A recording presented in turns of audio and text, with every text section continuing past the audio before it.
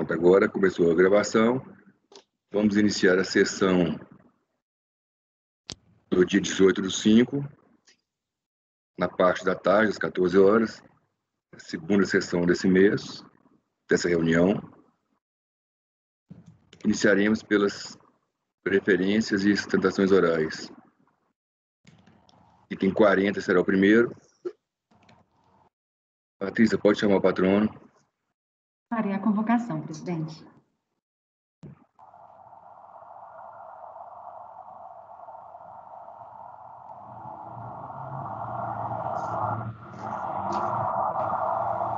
Com barulho de vento. Tá frio aí, Vanessa? Cidade? Tá muito frio aqui, Rodrigo. Hoje de manhã, 7 graus. Amanhã a previsão é 3 graus em Caxias. 3 em Porto Alegre. Porto Alegre? Não, Caxias. Hoje? Não, Caxias. Porto Alegre estava 12 hoje. Amanhã a previsão é 9. Caxias 13, eu vi no... É certo. Muito frio. É muito frio. A casa do Luiz teve aqui essa noite, uns 14, Luiz? Amanheceu, estava 15 graus, 16. Tá tranquilo. Agora eu me lembro por que eu não sinto muita saudade de Porto Alegre, né? Tá frio no Brasil, hein? Frio danado. Tem o lado bom, tem o lado positivo, como tudo. O lado positivo é que você não sente calor. Só que não, né? Porque tem muito tempo de calor aí também. Para tomar vinho é melhor, presidente.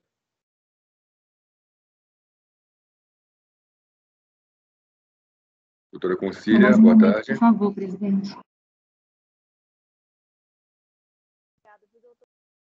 Não estamos conseguindo ouvi-la. Concília. Muito baixo, quase nada. Vou aumentar aqui. Veja, No melhorou? seu microfone. Agora Melhorou sim. bastante. Não era o microfone, mas agora eu consegui ajustar a tela, estou vendo todo mundo. Mas está baixinho ainda, doutora Concília. Volume.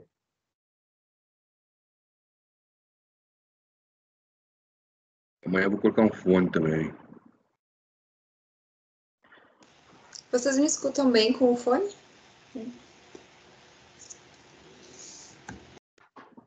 Por enquanto estou sem. Presidente, só um momento, por gentileza, que o patrono está com dificuldade para ingressar na sala.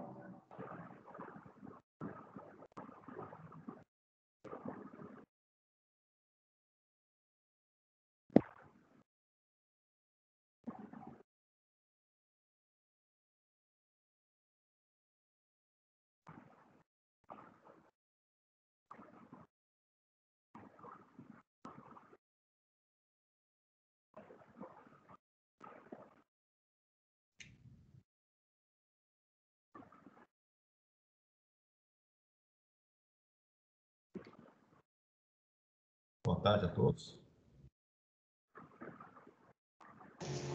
Boa tarde. Boa tarde. Boa tarde, doutor. Boa tarde a todos, Eduardo, Tatiana, Germán, doutor Rodrigo, a todos os presentes, doutor Vanessa, doutor Rodrigo Mineiro. Boa tarde a todos. Então, com a presença do doutor Germán agora, a gente vai botar o item 40, fazendo apregoamento aqui. Recorrente Fazenda Nacional, interessado Cobrenet Comercial. Na última sessão, foi dada vista coletiva. Ela está vista para o conselheiro Luiz Eduardo de Oliveira Santos, convertido em coletiva. O relator votou por conhecer do recurso especial e no mérito da área de provimento. Nesse ponto, houve pedido de vista. Não votaram os demais conselheiros. Presidiu o julgamento o conselheiro Rodrigo da Costa Posse, sustentação oral, patrono do contribuinte, doutor Germán Alessandro Martins, OAB São Paulo 139291, escritório São Martim de Carvalho, Sociedade de Advogados. Então, isso que veio da última sessão. Doutor Luiz, pode ir direto ao voto vista. Perfeitamente, senhor presidente. Eu pedi vista em face de colocações que foram apresentadas pelo patrono, Dr. German, e ele afirmava que houve diferenças factuais que impediriam o conhecimento desse recurso. Em específico, foi pontuado que, inclusive, no caso de um paradigma, existiria ameaças ao fiscal, coisa que não teria ocorrido no recorrido. Em face dessas colocações, eu me senti na necessidade de cotejar os autos, porque, para mim, é uma questão muito importante no conhecimento que nós tenhamos situações fáticas comparáveis para as quais houve a aplicação diferenciada de critérios jurídicos. Esse é o pré-requisito para que eu conheça de recursos especiais.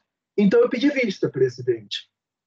E, especificamente, no caso, a matéria que se encontra em discussão é responsabilidade solidária, nos termos do artigo 124, inciso 1º do CTN.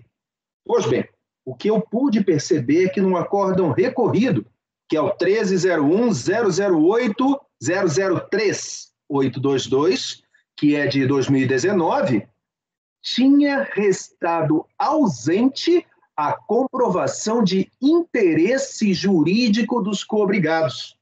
O que era dito é que não bastava o interesse meramente econômico. Esse é aceito. Vejamos o que o voto diz. Ele ressalta que houve e aí é palavras do voto, brilhante trabalho da fiscalização que identificou os coobrigados e inúmeros pagamentos, mas que não comprovou atividade negocial conjunta ou confusão patrimonial, o que para ele é necessário para se ter interesse jurídico comum e, assim, afastou a aplicação do artigo 124 do CTN. Pois bem, primeiro paradigma. São dois paradigmas, ambos da mesma empresa, Perfibras e CLS, que são os mesmos fatos. São paradigmas das mesmas empresas envolvidas. Acórdãos 1401-002-882 e 1401-003-003. Os dois paradigmas são semelhantes entre si. Então, eu passo aqui a análise dos dois em conjunto. Pois bem, nos paradigmas, entendeu-se que a solidariedade, aquela do artigo 124, não se limita às pessoas que tenham ligação direta com o fato gerador, mas se aplica também àquelas que tenham proveito econômico pela destinação dos resultados. Assim, aplicam-se o artigo 124 do CDN porque identificam interesse econômico comum. Aí eles colocam, que houve uma simulação de transações comerciais inexistentes para cobertar saída de recursos com destinação diversa e utilização de documentos falsos interpostas por pessoas para produzir crédito de tributos. Foram identificadas, aqui é importante, textual, diversas transferências para os coobrigados. Agora, feita a apresentação das situações fáticas, vejamos se as diferenças fáticas são essenciais para que não se consiga verificar a divergência jurisprudencial ou se as diferenças são acidentais, o que não prejudicaria sua comparação em termos de critério jurídico. Pois bem, do cotejo dos arestos, eu tenho que as situações fáticas se assemelham no seguinte ponto: há uma prova de proveito econômico dos coobrigados, com as diversas transferências seguindo para eles, e que o critério jurídico foi divergente. Para o recorrido, não bastou haver proveito econômico, seria necessário interesse jurídico comum, atividade negocial conjunta, confusão patrimonial. Para os paradigmas, a solidariedade se aplica não apenas no caso de interesse jurídico, mas também no caso de proveito econômico. E dessa forma, presidente, entendo que o relator estava correto ao conhecer do recurso, porque as diferenças fáticas alegadas existem, mas são acidentais. A discussão é quais são os requisitos para se aplicar o Instituto da Solidariedade, se é interesse econômico ou se tem que ter também interesse jurídico.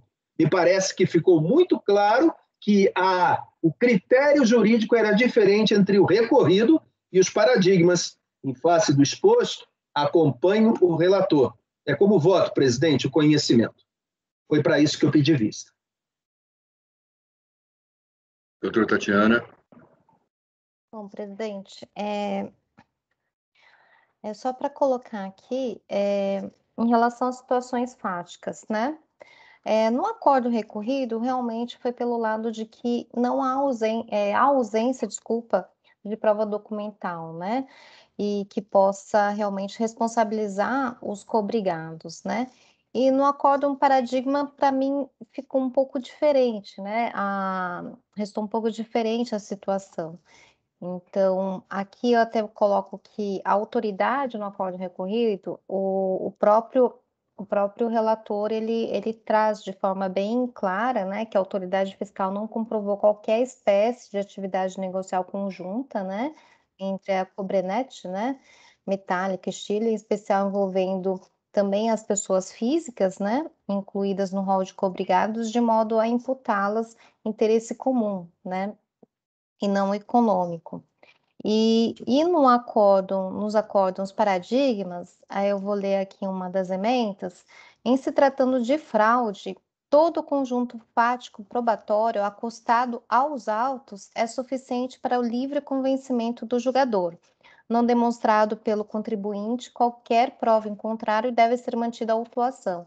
Então, no caso do acordo recorrido, houve até o pronunciamento dos responsáveis aqui, né, indicados como responsáveis tributários, e não houve, nesse caso, prova, né, da imputação desse interesse comum, da responsabilidade, tampouco de fraude, né? E aqui no acórdão paradigmas, houve, né, por sua vez. E tanto que na ementa ele traz também, restando caracterizado, né, o interesse comum dos apontados, e ele bate realmente bastante em fraudes, né? Quanto aos efeitos das infrações sujeitas ao lançamento, há de se manter a sua responsabilização também pela hipótese do artigo 124.1 do CTN. E no outro acordo, um paradigma da empresa CLS Metais, ele também traz o seguinte: comprovado nos autos como verdadeiros sócios das pessoas jurídicas, pessoas físicas, acobertados por terceiras pessoas laranjas, que apenas emprestavam o nome para que este realizasse operações em nome da pessoa jurídica, gerindo na prática seus negócios, suas contas correntes bancárias, fica caracterizada a hipótese prevista no artigo 124.1 do CTN, que eu acho que também não é o caso dos autos, né? E na parte de sujeição passiva solidária, né, a ementa aqui do acordo indicado como paradigma traz que são solidariamente responsáveis as pessoas físicas que participem efetivamente do processo decisório para engendrar operações com o objetivo de reduzir a carga tributária, demonstrando interesse comum a oferir direto ou indiretamente os benefícios. Ou seja, teve nesse paradigma a ação, né, dos responsáveis aqui, pessoas físicas, o que é diferente do caso aqui do acordo recorrido, que não foi comprovada a ação, né, dessas pessoas físicas. Então, nesse sentido, antes de se adentrar ao conceito do que seria interesse comum, no artigo 124.1 do CTN, eu acho que a gente teria que ver realmente se há ou não similitude fática. Então, nesse sentido, eu peço vênia, né, ao presidente para não conhecer do recurso especial. Doutor Rodrigo Mineiro. Eu acompanho o relator pelo conhecimento. Doutor Balcia. Com o relator. Doutor Jorge. Com o relator. Doutora Érica. Também acompanho a divergência pelo não conhecimento do recurso especial. Doutora Vanessa. Com a devida vênia, as considerações da doutora Tatiana, né, foram muito bem colocadas, mas no meu entendimento eu acompanho o relator pelo conhecimento do recurso. Então, no conhecimento, por maioria de votos, conheceu-se do recurso especial, vencidas as conselheiras Tatiana e Érica. Vamos agora ao voto no mérito.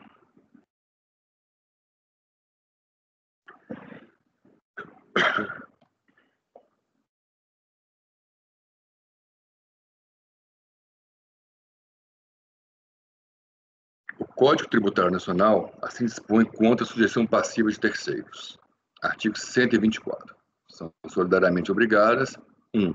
As pessoas que têm interesse comum na situação que constitua o fato gerador da obrigação principal. Parágrafo único. A solidariedade referida neste artigo não comporta benefício de ordem. A melhor interpretação do artigo 124.1 do CTN, inequivocamente, é aquela que atribui o referido preceito legal a força normativa de integrar o polo passivo da obrigação tributária todas as pessoas físicas ou jurídicas que têm interesse econômico e jurídico na situação constituinte do fato gerador da obrigação tributária principal, mas que, em face de clandestinidade ou informalidade, aparentemente não se reveste na condição de contribuinte, mas, concretamente, foi quem efetivamente praticou o fato jurídico tributário e se apresenta como principal e real beneficiário do negócio jurídico subjacente. No presente caso, conforme o termo de verificação fiscal e reflexos, IRPJ, né, e reflexos às folhas 1404 e 1467 dos autos, o real motivo da imputação solidária das pessoas físicas, senhor Roberto Costilas Júnior, Nível Santos Costilas e Mário Décio Baravelli, e das jurídicas Eurocom, Brasil Consultoria e Negócios Limitadas e Europartes Administração de Bens, foi o interesse comum de todos nas situações constituintes os fatos geradores dos créditos tributários lançados e exigidos da pessoa jurídica autuada. A responsabilidade solidária ficou caracterizada pelo interesse econômico e o interesse jurídico comuns, independente da pessoa beneficiária ter integrado, formalmente ou não, o quadro societário, pois a norma em apreço não faz qualquer distinção entre o contribuinte formal, aparente, e o real, oculto. Nesse caso, ficaram evidentes os interesses comuns econômico e jurídico dos responsáveis solidários nos negócios realizados pela pessoa jurídica autuada. A participação de cada delas está detalhada e demonstrada no termo de verificação fiscal, mais especificamente as folhas 1405 a 1415. Vou reproduzir algumas partes. Aqui eu estou falando já do termo de verificação fiscal. Os reais beneficiários de todo o esquema fraudulento são o senhor Roberto Costilas Júnior, sua esposa Nível Santos Costilas e suas empresas Europartes Administração de Bens e Eurocom Consultoria e Negócios. Como restará ao final demonstrado através de documentos colhidos durante o procedimento fiscal.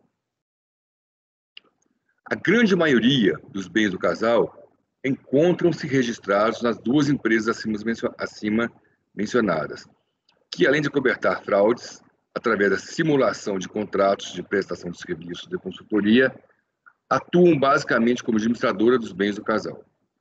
Durante o ano calendário de 2008, muitos recursos enviados para as contas correntes das empresas interpostas, Estilo e Cobranet, foram utilizados para comprar bens para Roberto Costilas Júnior e sua esposa e as empresas da família. Apenas para ilustrar o que será adiante detalhado, podemos citar: letra A. Compra do veículo constante da nota fiscal 009925 da empresa Agulhas Negras, distribuidora de automóveis, no valor de R$ 395 mil, tendo como arrendatária a senhora Nível Santos Costilas, onde parte do pagamento de R$ 47.250 foi realizado mediante transferência bancária feita pela empresa Estilo. B. Compra de veículo constante na nota fiscal 009941, também da empresa Agulhas Negras, onde o cheque, está escrito cheque aí, onde o cheque do Banco Itaú, número AA002871, emitido pela empresa Estilo, no valor de 82.000, compôs parte do pagamento, configura como arrendatária a empresa Europarts Consultoria e Participações. Letra C. A compra do veículo constante na nota fiscal 8940 da empresa Eleves Comércio de Veículos, no qual a empresa Estilo transferiu R$100.000 como parte de pagamento, onde o arrendatário é Eurocom Brasil Consultoria e Negócios. D. A compra de veículo constante na nota fiscal 35296 da empresa Europa Motors Comércio de Veículos Limitada, no valor de R$342.000, o qual houve um TED no valor de R$200.000, feito pela empresa Estilo, como parte do pagamento, tendo arrendatário a empresa Europarts Administração de Bens. Letra E. A compra de veículo constante na nota fiscal 000355 da empresa Sato Motors, no valor de R$106.000, tendo a empresa Estilo efetuado um TED no valor de R$51.000, como parte de pagamento e veículo, parte de pagamento, e o veículo foi faturado em nome da empresa Europarts Consultoria e Participações Limitadas. F. A compra de salas comerciais número 61, 62 e 67, localizadas no 6º andar do edifício Paulista Point, efetuado a Alameda Jaú, número 1905, bairro Cerqueira César, São Paulo, pertencente à empresa Brastec Tecnologias, S.A., com valor de transação fixado em R$400.000, o qual R$100.000 foram pagos pela empresa Estilo através do cheque OP 598465 do Banco Itaú, onde figura como promitente compradora no instrumento particular de compromisso de compra e venda, Europarts Consultoria e Participações. Os detalhes das negociações acima mencionadas serão melhor esclarecidos no decorrer do presente termo. B. Do modus operandi. Da análise dos documentos juntados, dos depoimentos tomados a termo no decorrer das 3 fiscalizações, restou demonstrado que as empresas Estilo e Cobrenet foram criadas para interpostas pessoas com finalidade de funcionar no esquema para simular o fornecimento de matéria-prima, visando dar origem às compras realizadas pela Metálica e ocultar os reais beneficiários que se aproveitam das operações simuladas e dos recursos oferidos com a sonegação dos tributos. As compras discriminadas pela Metálica, como tendo sido adquiridas junto às empresas Estilo e Cobrenet, nunca existiram de fato. Foram simuladas para justificar os estoques de matéria-prima da Metálica, que não possui comprovação de origem. A doutora Vanessa estava sozinha na minha tela. As empresas Estilo e Cobrenet simularam a venda para a Metálica, principalmente de sucatas, vergalhões e barras de cobre e bronze, já que a mesma atua no setor de transformação de cobre e suas ligas, desenvolvendo e fabricando produtos laminados como bobinas e tiras, produtos estudados como barras, perfis, anodos e granalhas, além de fios de cobre.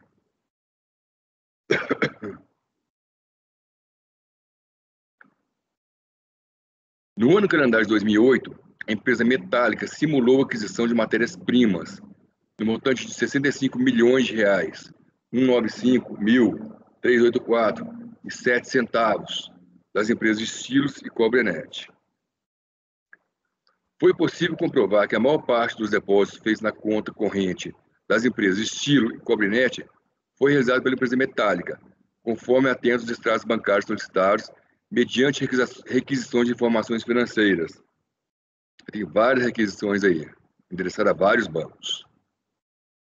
Embora Estilo movimentasse milhões de reais no exercício 2008, possui apenas 3 funcionários, conforme dados extraídos da GFIPS. Embora a Cobrenet movimentasse milhões de reais no exercício de 2008, possuía apenas 1 funcionário, conforme dados extraídos da GFIPS. As empresas metálicas estilo Cobrenet são empresas constituídas por laranjas, ou seja, pessoas que não possuem nenhuma capacidade empresarial. Inclusive, houve suspensão de uma alteração contratual da empresa estilo por suspeita de falsificação de assinatura, entre aspas, conforme atesta documento juntado em anexo.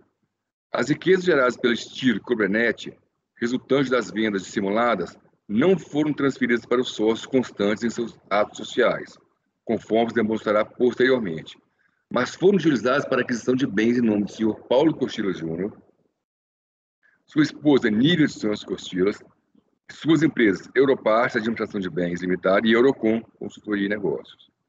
É importante destacar que a empresa Eurocom foi construída praticamente na mesma data de constituição da empresa Metálica Industrial S.A., vez que a Eurocom foi constituída em 17 de 6 de 99 e a Metálica em 12 de 7 de 99.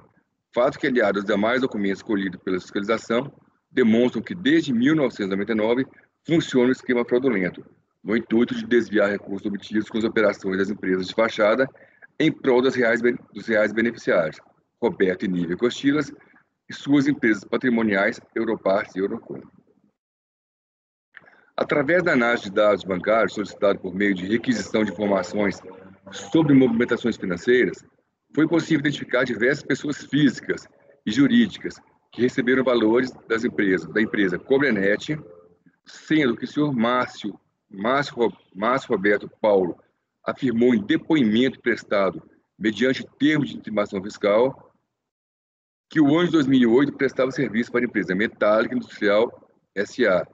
e que a mesma tinha 2 sócios, mas era dirigida diretamente por um dos sócios, conhecido como senhor Roberto, sobre o qual não soube dizer o sobrenome. No mesmo sentido, indicando que o senhor Roberto Costilas Júnior é, de fato, um dos responsáveis pela empresa metálica, cumpre destacar o depoimento prestado perante a Justiça do Trabalho da 2ª Região, primeira vaca da comarca de Ferraz de Vasconcelos, processo tal, a cópia do processo está em anexo, onde o reclamante informa que a SGM Industrial era a antiga metálica, que, segundo o reclamado, é o dono da primeira ré, que sabe do fato por comentários dos funcionários e também porque já presenciou o mesmo dando ordens aos superiores. As informações acima, tem essa vírgula aí não, as informações acima corroboram o entendimento que o senhor Roberto Costilas Júnior é de fato o administrador das empresas Estilo e Cobrenet, que verteram recursos para o mesmo, sua esposa e suas empresas. É imperioso constatar que os quadros societários das empresas Europarts e Eurocom concentram praticamente todo o patrimônio do casal.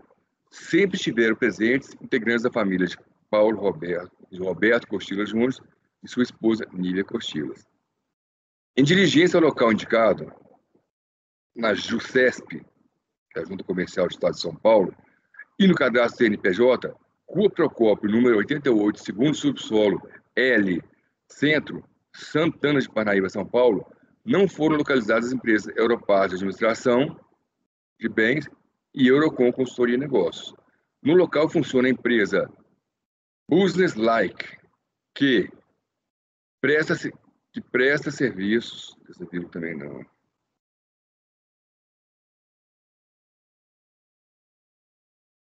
que presta serviço de atendimento telefônico e recebimento e reencaminhamento de correspondência a cerca de 400 empresas. Cada empresa corresponde a uma pasta com o respectivo número de arquivo de clientes da Business Like. Diante dos fatos acima mencionados, foram emitidas a representação fiscal, propondo a inaptidão do CNPJ das empresas, Europarts e Eurocom. Letra C, do termo de verificação fiscal. Da constituição de empresas de fachada com participação de laranjas. Para que o quadro abaixo, com a composição societária e demais informações seja interpretado, é necessário inicialmente informar e, consultando os fichos da Junta Comercial do Estado de São Paulo, encontramos o registro de constituição da empresa.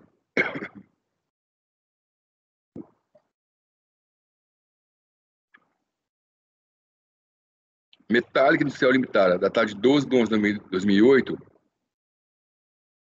NIRE, tem o número aqui, tem o número de registro, com a inscrição do CNPJ, número 02881887000108, e sede Avenida Deputado Emílio Carlos, 1403, primeiro andar, sala 3, São Paulo.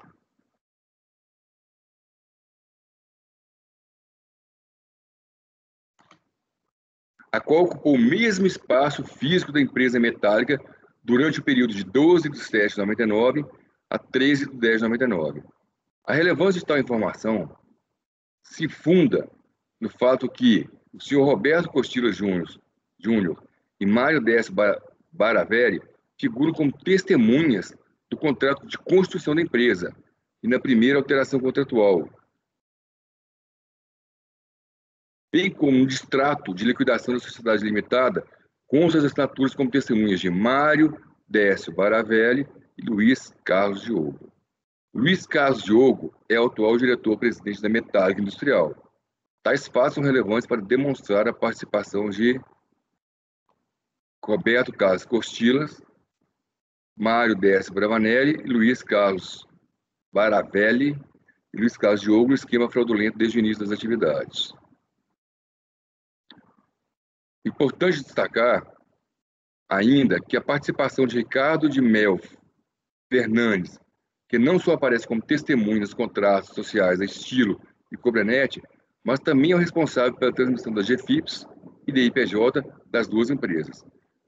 A sócia Cláudia do Carmo Dantas assinou todos os cheques e ordens de pagamento da empresa Estilo no ano do calendário de 2008, embora tenha sido suspensa a alteração contratual onde a mesma ingressou na empresa, por decisão judicial, na qual se apura a alegação de falsidade na assinatura de outro sócio, que consta no contrato social, senhor Jonas Gomes da Silva. No quadro societário da empresa Cobranet, encontramos o senhor Leandro do Carmo Dantas, que é irmão da senhora Cláudia do Carmo Dantas.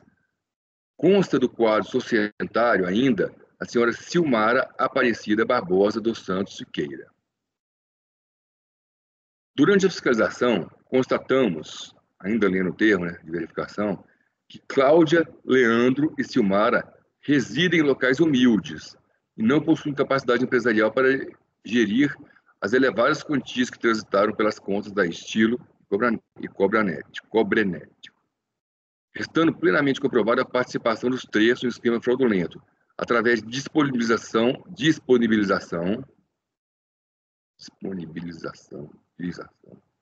seus dados pessoais, entre aspas, laranjas, para a constituição de empresas de fachada, visando cobertar reais beneficiários que de fato gerenciam e usufruem de todos os recursos gerados pelas empresas, inclusive em relação aos valores dos tributos sonegados.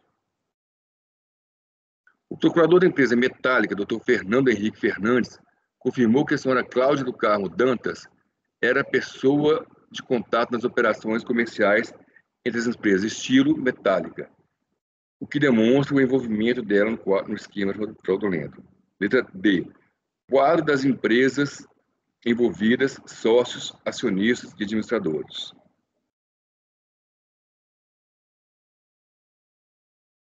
Eu fiz uma referência aqui no processo que eu vou apagar.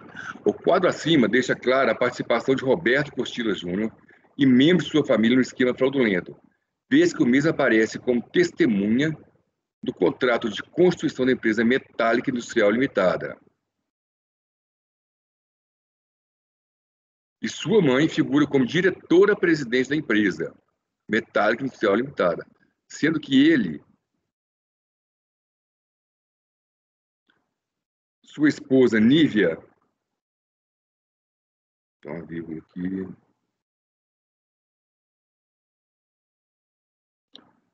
sua sogra Neuza dos Santos e sua mãe alternam o quadro societário das empresas da família, Europass, consultoria e participações Eurocom. Da mesma forma, Mário Décio Baravelli figura desde o início como testemunha do contrato social da empresa Metálica Industrial Limitada, depois como acionista da empresa Metálica Industrial Limitada, SA, onde permanece por um longo período desde a sua constituição, em 12 de 7 de 99 até 31 de 7 de 2002, e finalmente ingressa em 29 de 4 de 2004 no quadro societário da empresa Eurocom Brasil Consultoria e Negócios. Mais detalhes de cada um dos participantes encontram-se no item 3, resumo sobre as empresas fiscalizadas e os principais envolvidos na fraude a partir das folhas 1415 e 1464 dos autos. Não vou ler, são 50 páginas. Os fatos descritos nesse voto, em termos de verificação fiscal, as folhas 1405 e 1464, comprovam o interesse comum jurídico dos recorrentes nas situações que constituíram os fatos geradores das obrigações tributárias da pessoa jurídica autuada.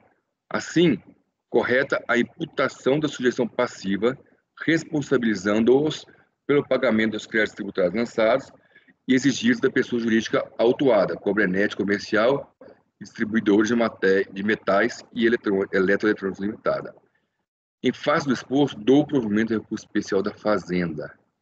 Desculpe um longo voto, mas casos de responsabilidade ensejam uma descrição mais pormenorizada dos fatos. Esse é o voto.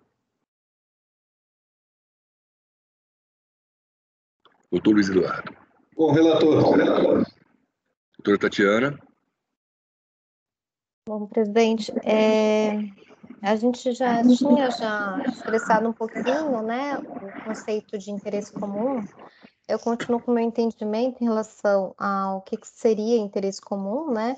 Eu acho que não seria somente, a gente não poderia somente observar o interesse econômico, mas o interesse jurídico em si, né? Na situação que constitui o fato gerador. Então, por isso que eu concordo com o Fernando Brasil, né? O voto dele. Inclusive, tem um acordo bem interessante também, que é o acordo 9101004-522 da conselheira Edeli, né? Que ela também trabalha nesse sentido, né? Em relação ao interesse comum, que seria interesse comum, que seria a junção, né, do interesse econômico e interesse jurídico, e esse acordo também explica muito bem, então eu peço vênia para divergir. Doutor Rodrigo Mineiro. Acompanho o relator. Doutor Valcir. Com o relator. Doutor Jorge. Com o relator. Doutora Érica. Então, nesse presente caso, que eu lendo o acórdão, né, voluntário, né, aqui no Brasil, eu concordo com as razões que ele postou, né, dessa questão. Então, eu vou acompanhar a divergência aberta pela doutora Tatiana. Doutora Vanessa. Nesse caso, presidente, eu também entendo da mesma forma que a doutora Tatiana, a gente faz essa interpretação do termo interesse comum. Então, eu acompanho a divergência, que não seria só o interesse econômico. Né? Realmente, vocês não estão sozinhos. O doutor Fernando Brasil é um excelente conselheiro, que fundamenta muito bem suas decisões. Nesse caso, por maioria de votos, deu-se provimento ao recurso especial da Fazenda, vencidas as conselheiras Tatiana, Érica e Vanessa. Obrigado, doutor Germa. Obrigado, boa tarde a todos. Boa tarde. O próximo é doutor Luiz Eduardo, 47, deve ter retirado de pauta, eu acho. 47, doutor Luiz Eduardo.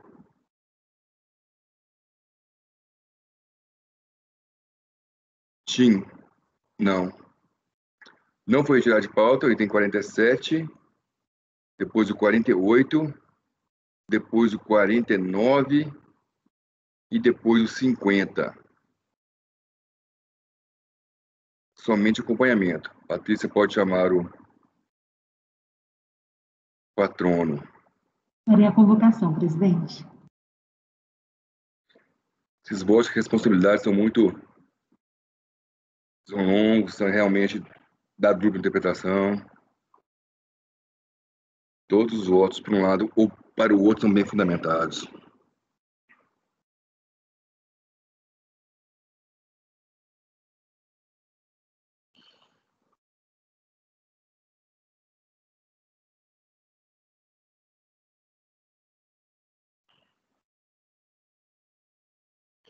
São iguais, doutor Luiz, 47, 48, 49, 50? Estou abrindo aqui, presidente, conferindo em 1 minuto, por favor, enquanto entra o patrono.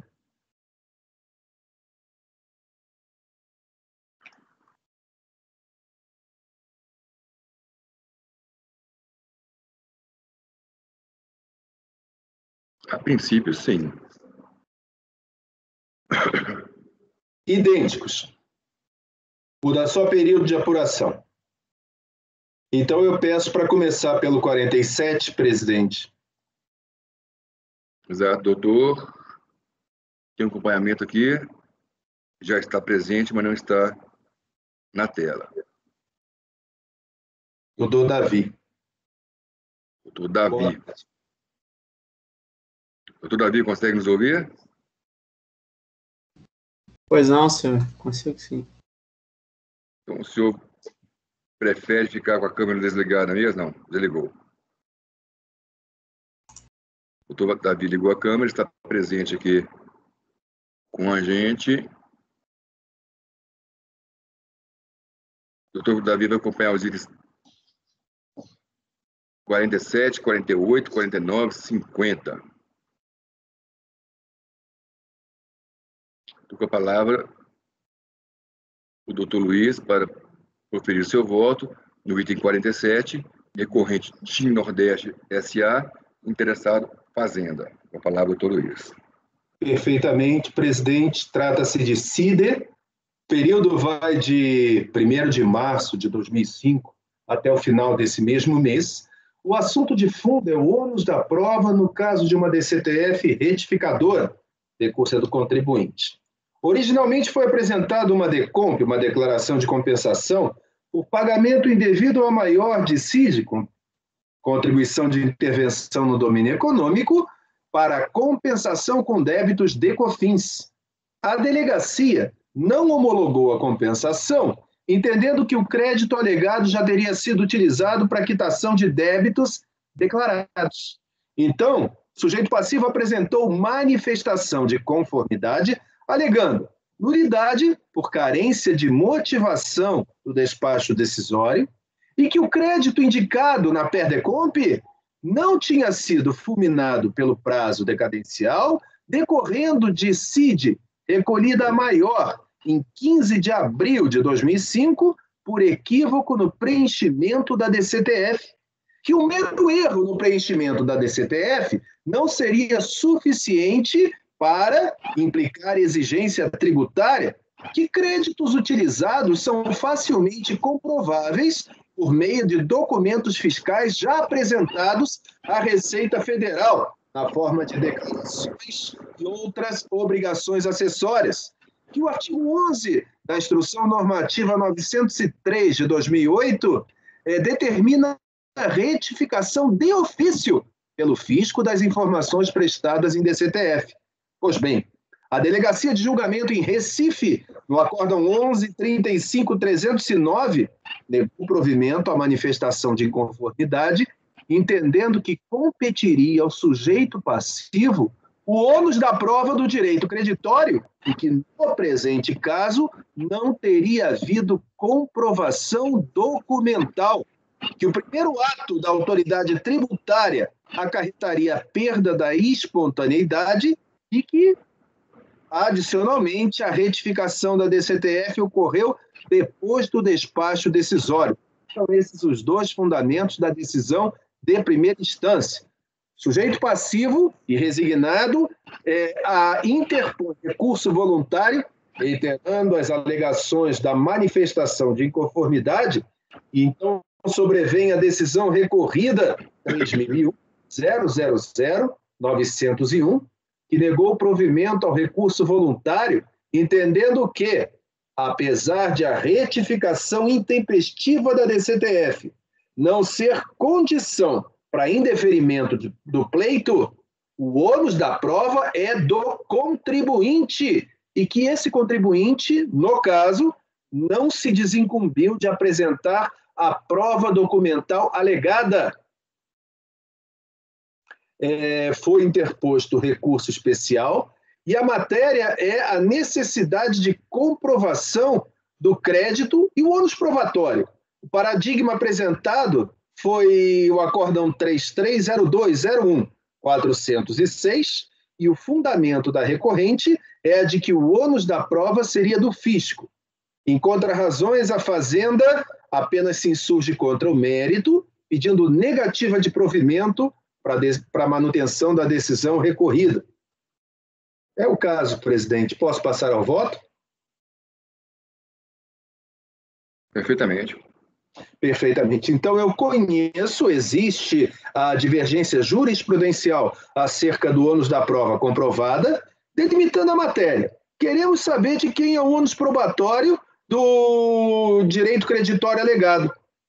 Como fundamento, eu pontuo que, no presente caso, não foi trazido o apontamento da origem do indébito, tampouco elemento de prova. Na verdade, o sujeito passivo limitou-se a dizer que, abre aspas, tal crédito decorre de CID recolhida maior, em 15/4, valor da época tal. Aduz que a autoridade administrativa considerou o crédito inexistente através do despacho decisório em comento, o qual não permite à hora impugnante conhecer o motivo real do indeferimento da compensação requerida. Mesmo assim, pode logicamente inferir a ocorrência de mero equívoco de ordem material no preenchimento da declaração DCTF. Prossegue, parágrafo. Além disso, os créditos utilizados pela impugnante são facilmente comprovados por meio de todos os documentos fiscais já apresentados, sendo de seu conhecimento. Nesse espírito, destaca-se o artigo 11 da Instrução Normativa 903 de 2008, que trata de retificação de ofício de DCTF. Assim, passo eu a dizer, não vejo óbice para a retificação da DCTF, desde que haja comprovação documental do erro, objeto de correção. Mas na decisão recorrida, fica esclarecido que, no caso dos autos, a recorrente, em momento algum, desincumbiu-se de seu dever de trazer os necessários elementos de prova aptos a lastrear a alegação de recolhimento indevido ao maior. Em conclusão, nego o provimento ao recurso especial. Presidente, é como voto.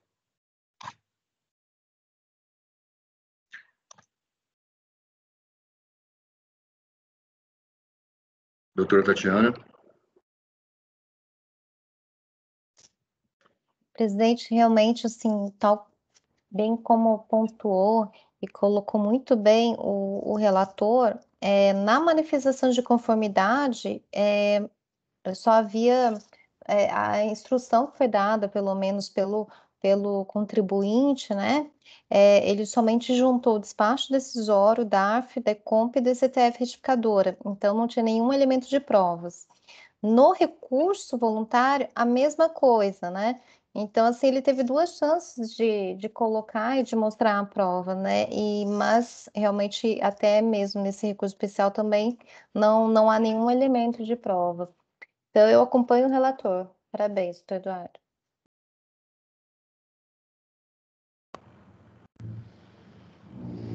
Doutor Rodrigo Mineiro. Acompanho o relator. Doutor Valcir. O relator. Doutor Jorge. Com o relator, presidente. Doutora Érica. Com o relator, presidente. Também voto com o relator, então, por unanimidade de votos, negou-se o provimento do recurso. Também acompanho o relator, presidente. Esqueci, doutora Vanessa, não pode. Unanimidade. Depois eu faço algo para compensar. Tá bom. Chamo 2 vezes na próxima. Doutora Vanessa também vota com o relator, então, por unanimidade de votos, negou-se provimento ao recurso especial. Resultado esse, que vai servir para o item 47, 48, 49 e 50. Obrigado, doutor. Vamos passar para o item... Deixa eu ver aqui nas citações orais aqui. 51. Doutora Érica. Patrícia, pode chamar a patrona, doutora Mariana. Faria a convocação. Processo de Com a doutora Mariana, o processo será julgado agora. Por favor, ingressar na sala de julgamento. Patrona convocada, presidente.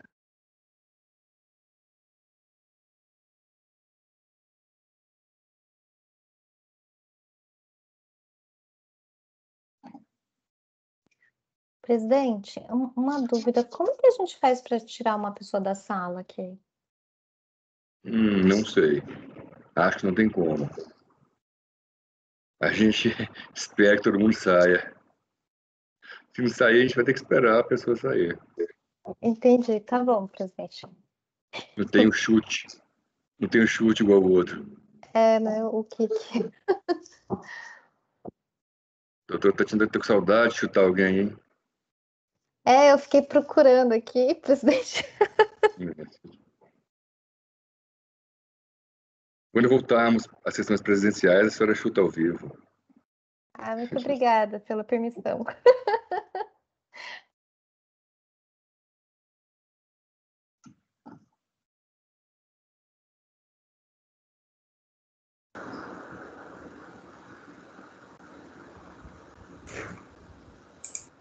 Boa tarde, doutora Mariana. Boa tarde, tudo bem? Consegue nos ouvir? Consigo sim, perfeitamente. Então, apregoando o próximo processo, é o item 51, recorrente Fazenda Nacional, interessado LTC, Livros Técnicos e Científicos, Editora Limitada. Com a palavra, a relatora doutora Érica. Boa tarde. Todos me escutam bem? Sim. Então, trate o recurso especial interposto pela Procuradoria quanto ao acordo 3301-004-721, integrado pelo acordo 3301-005-932, assim emendados. Contribuição social, intervenção do condomínio, nulidade, auto de infração, construção da base de cálculo, nulo auto de infração com ausência de comprovação da construção da base de cálculo, pressuposto obrigatório da validade do lançamento por conferir certeza e liquidez atribuído ao tributo exigido. Tendo sido cientificada, a Fazenda Nacional apresentou embargo de declaração reclamando omissão, pois a decisão não teria especificado a natureza do vício de nulidade, se formal ou material. Aí sobreveio, então, o acordo embargado com a seguinte emenda: auto de infração, ausência de motivação, nulidade, vício material. A apuração da CID, apenas com base nos recolhimentos de imposto de renda sobre remessas ao exterior, constitui causa de nulidade do auto de infração, com ausência de motivação, caracterizando o vício material. Embargos acolhidos sem efeitos infringentes. Intimada, a Fazenda apresentou recurso especial, suscitando divergência existente quanto à natureza do vício, defendendo tratar-se de um vício de natureza formal. O recurso especial foi admitido conforme despacho do presidente da terceira Câmara da terceira sessão. Em contrarrazões, o contribuinte pede o não conhecimento do recurso especial e, caso conhecido, seu improvimento. É o relatório em síntese, presidente. Doutora Mariana tem 15 minutos. Bom, boa tarde a todos. Eu acho que o caso foi muito bem relatado pela conselheira Érica. O que se discute aqui nesse recurso especial é apenas a natureza do vício que acarretou a nulidade do lançamento, ou seja, o mérito da questão ela não está em discussão, ou seja, o processo já foi o lançamento foi definitivamente anulado, e o que na verdade está se discutindo é se esse vício teria uma natureza material, como decidido pela Câmara Baixa, ou se teria uma natureza meramente formal, como defendido pela Fazenda Nacional em seu recurso especial. Como é que foi procedido o lançamento? Na verdade, o auto de infração ele foi feito pela Fazenda Nacional a partir de recolhimentos, de códigos de recolhimento que o contribuinte fez, e ela entendeu que, a partir desses códigos de recolhimento do DARF, que eram 0422, que essas remessas também estariam sujeitas à incidência da CID, por entender a Fazenda que se tratariam de remessas relativas à assistência técnica e serviços técnicos no exterior. E também, a partir destes recolhimentos, ela somou o valor da remessa com o valor do IRF, e então chegou à base de cálculo que supostamente seria a da CID, entendendo que teria havido uma assunção do ônus relativo ao IRF. Entre outras coisas que o contribuinte argumentou em sua impugnação em recurso, relativas ao mérito, que eu não vou entrar aqui porque não tem necessidade, já que o mérito não está sendo enfrentado, houve a necessidade de anulação do lançamento em função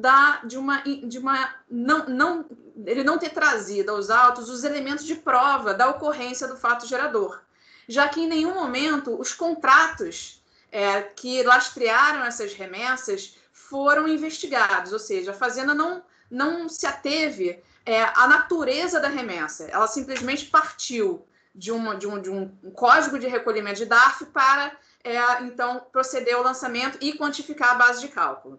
A turma baixa, ela entendeu que isso seria uma causa de nulidade do fato gerador por referir-se a um dos elementos essenciais da obrigação tributária. Então, em função disso, o vício seria de natureza material, ou seja, não comportaria um novo lançamento.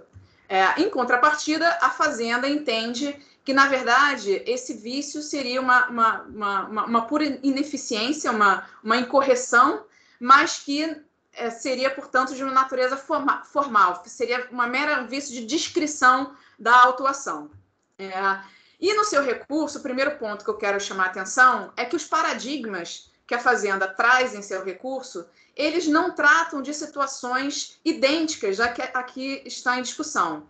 Na verdade, ela traz dois acórdãos, né? Um que trata de contribuições previdenciárias e outro que trata de COFINS, em que se discute se você poderia apurar a base de cálculo sob uma forma indireta, enfim, se teria havido ou não um cerceamento do direito de defesa na identificação da infração e, portanto, prejudicado o contribuinte, e nada disso é discutido aqui no presente lançamento, ou seja, a LTC em nenhum momento alega que ela não pôde entender qual era a infração, mas sim que a Fazenda não provou, ela não trouxe os elementos de prova que o fato gerador teria ocorrido.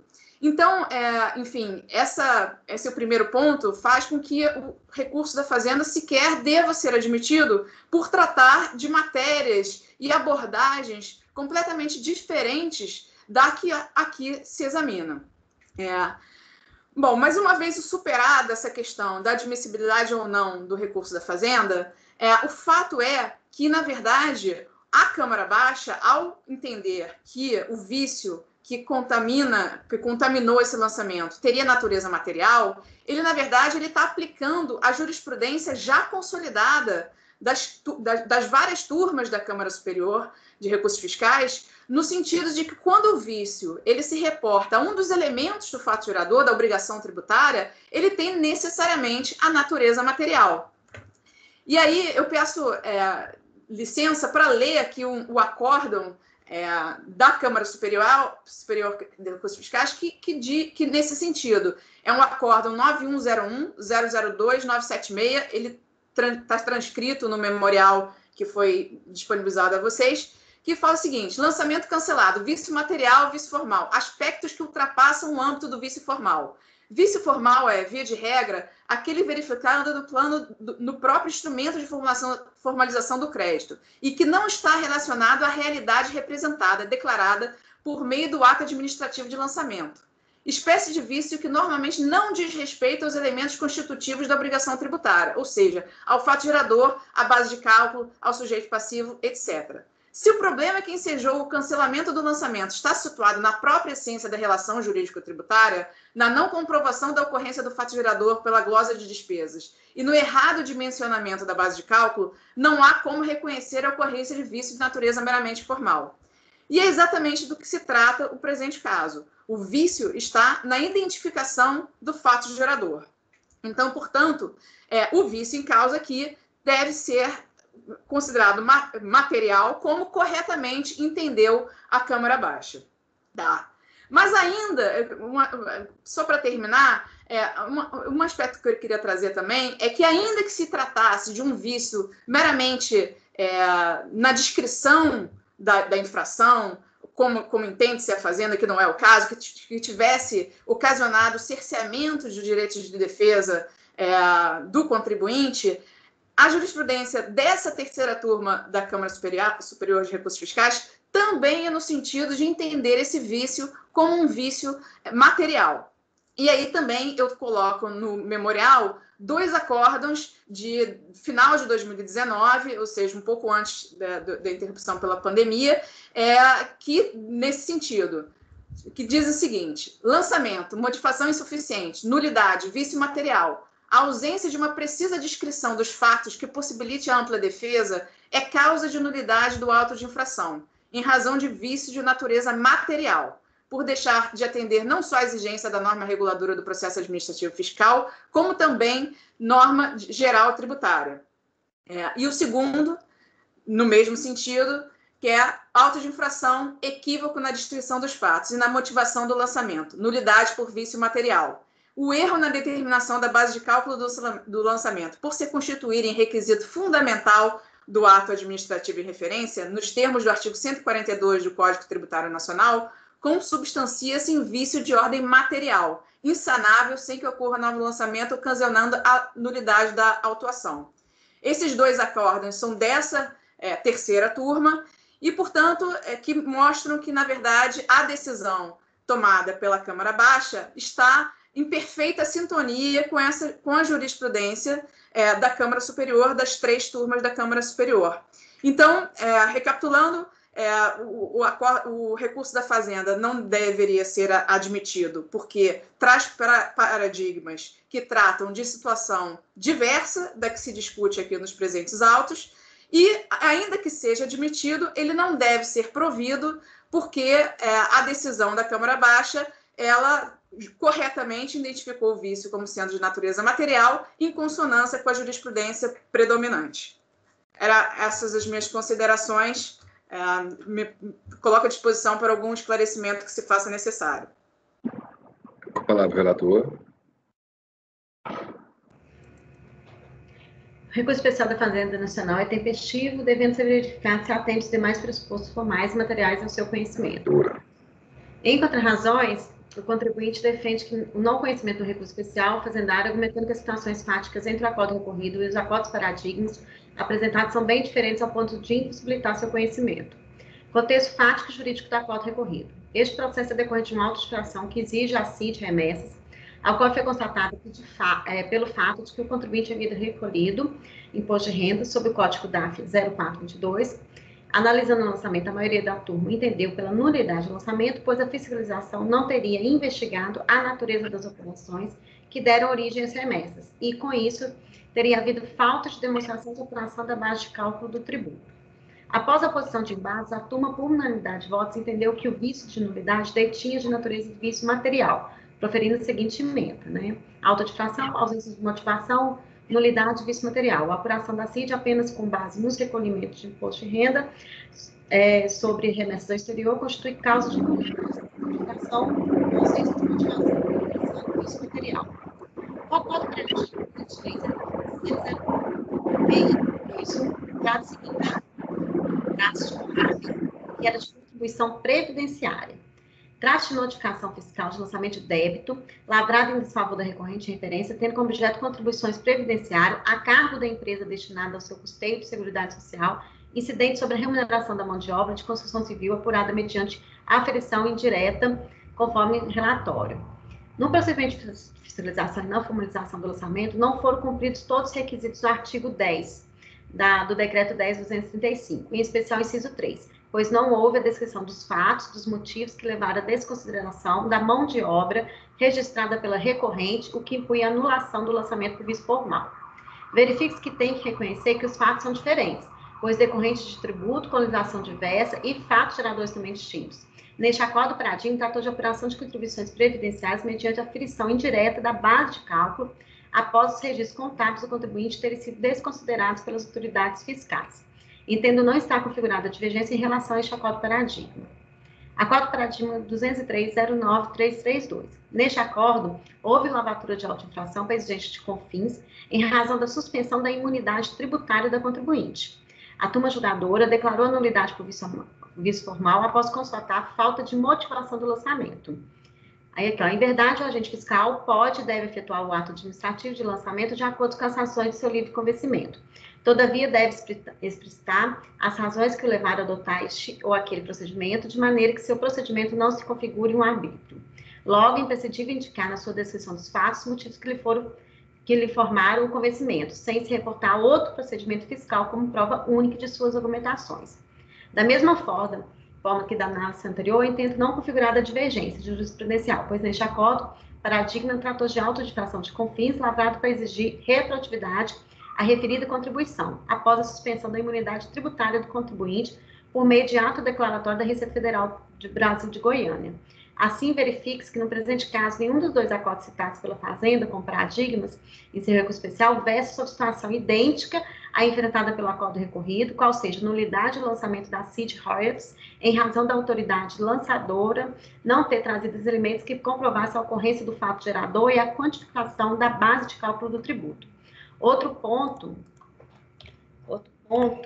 é que os acordos paradigmas discutem a existência ou não de prejuízo a direito de defesa do contribuinte em razão da deficiência técnica ou legal na fundamentação fiscal, né? Aí eu cito aqui, né, o primeiro acordo paradigma. Cabe à autoridade lançadora motivar adequadamente seus estimativos, possibilitando ao contribuinte a perfeita compreensão do que lhe é imputado, né, viabilizando o exercício do direito inserido no artigo 5º da Constituição Federal. No segundo paradigma, né, fala, em verdade, o agente fiscal pode e deve efetuar o ato administrativo, né, do lançamento de acordo com as razões do seu livre convencimento, todavia deve explicar as razões que levaram a adotar este ou aquele procedimento, de maneira que seu procedimento não se configure um arbítrio logo. Imprescindível indicar na descrição dos fatos os motivos que lhe formaram o convencimento, sem se reportar outro procedimento fiscal como prova única de suas argumentações. Ressalto que essa exigência tem implicação substancial e não meramente formal.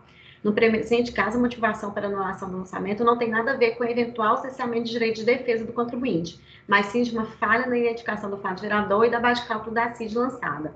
Diante do exposto, voto por não reconhecer o recurso especial da Fazenda Nacional. Aí eu coloquei uma observação aqui em vermelho, que eu lembrei como que é o nosso julgamento sobre esses casos de tributo, né, quando paradigmas são tributos diferentes e tudo. Então, eu não estou conhecendo o recurso especial da Fazenda, presidente.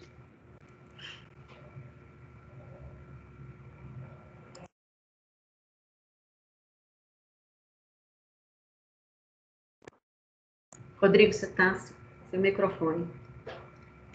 Eu liguei, não estão ouvindo? Agora estão. Ah, tá. Não, tem um delay grande aí, que eu desliguei, esperei um pouquinho, mulher, liguei, esperei um pouquinho, falei. Doutor Luiz Eduardo. Presidente, eu penso exatamente como a doutora Érica, então acompanho o voto da relatora pelo não conhecimento do recurso. Como voto? Doutora Tatiana. Presidente, acompanhando a relatora. Doutor Rodrigo Mineiro. Também acompanho a relatora pelo não conhecimento. Doutor Valcia. Com a relatora. Doutor Jorge. Com a relatora. Doutora Vanessa. Acompanho a relatora, presidente. Também acompanho a relatora. Então, por unanimidade de votos, não se conheceu do recurso especial.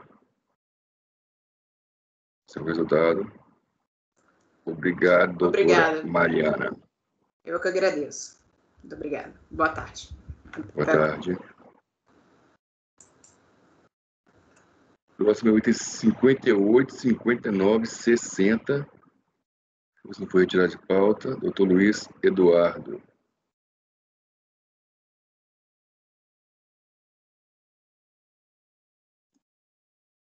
Já se encontra na pasta, senhor presidente. Podem abrir. É complicado. Eu tento ser muito objetivo, mas o caso aqui é complexo. Vamos esperar só o patrono. Patrícia, pode chamar o patrono. Faria a convocação, presidente. Rodrigo Mineiro, já tem uma pasta para você aí. Agora, por favor, ingressar na sala de julgamento. É o item 60 ou 58, desculpa? 58.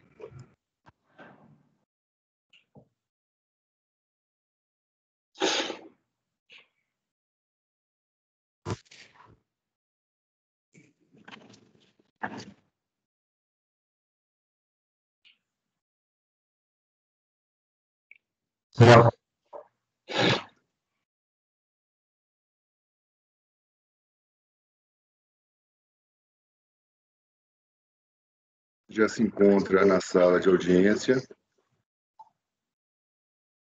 Dr. João Henrique. Consegue nos ouvir? Perfeitamente. Com a palavra o Dr. Luiz Eduardo.